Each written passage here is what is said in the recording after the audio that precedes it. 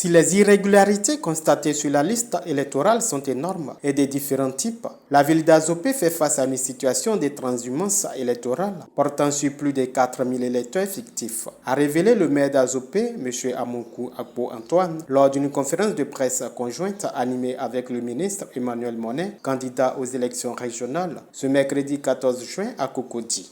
Il y a ici plus de 4000 inscrits par voie électronique que nos informations viennent de dévoiler. Nous sommes allés à la CEI locale d'Azopé et déposer une réclamation de radiation de tous ces électeurs irréguliers de notre listing local. Sinon, nous leur avons juste demandé de nous donner la preuve de leur résidence à Azopé. En effet, en tant que maire, nous n'avons pas été informés d'un tel mouvement démographique dans notre commune. Nous nous sommes informés auprès de la CIE, la SODECI, et le répertoire de ces deux structures n'a pas enregistré une arrivée importante de nouveaux abonnés. Où vivent donc ces 4000 nouveaux résidents? C'est notre question. Les seuls mouvements de personnes que nous connaissons concernent donc le CHR qui vient d'ouvrir ses portes avec donc du personnel. Mais en fait, ce personnel vient de l'hôpital général qui est déjà en place. C'est comme un principe de vase communicant. Tout ce personnel a été déversé au CHR, l'hôpital général est fermé et c'est juste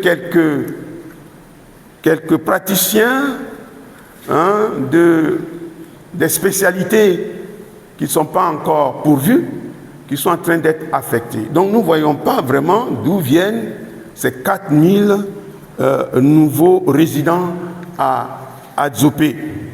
Et quand nous avons regardé également le listing qui est là, les professions sont dessus. Il y a donc les numéros de carte d'électeur, les noms, prénoms, lieu de naissance, date de naissance, nom du père, nom de la mère, la profession. Et quand on va vers la profession, nous n'avons pas de professionnels de santé. Il n'y a que des commerçants, des planteurs, des élèves, des étudiants, des sans-emploi qui sont sur ces listes que nous dénonçons vigoureusement. Au-delà de ces cas de transhumance avérés selon le maire, l'on déplore un cas de violence lors des contentieux électoraux. Nous étions en train de faire le travail quand le président de la jeunesse du RHDP est venu perturber non seulement le travail, bousculer chacun de nous, donner des coups même et arracher les fiches de réclamation, les déchirer au vu et au su des forces de l'ordre qui étaient présentes. Nous pensions qu'ils seraient interpellés pour voie de fait, en flagrant délit, mais que non. Ce jeune président de la jeunesse du RHDP qui travaille à la primature a été cajolé, on lui a demandé pardon, même des excuses, pour le faire sortir de la salle où se tenaient les réclamants. Nous constatons, en tout cas pour ce qui est de la région de Lamé, que l'instigation de la violence devient récurrente.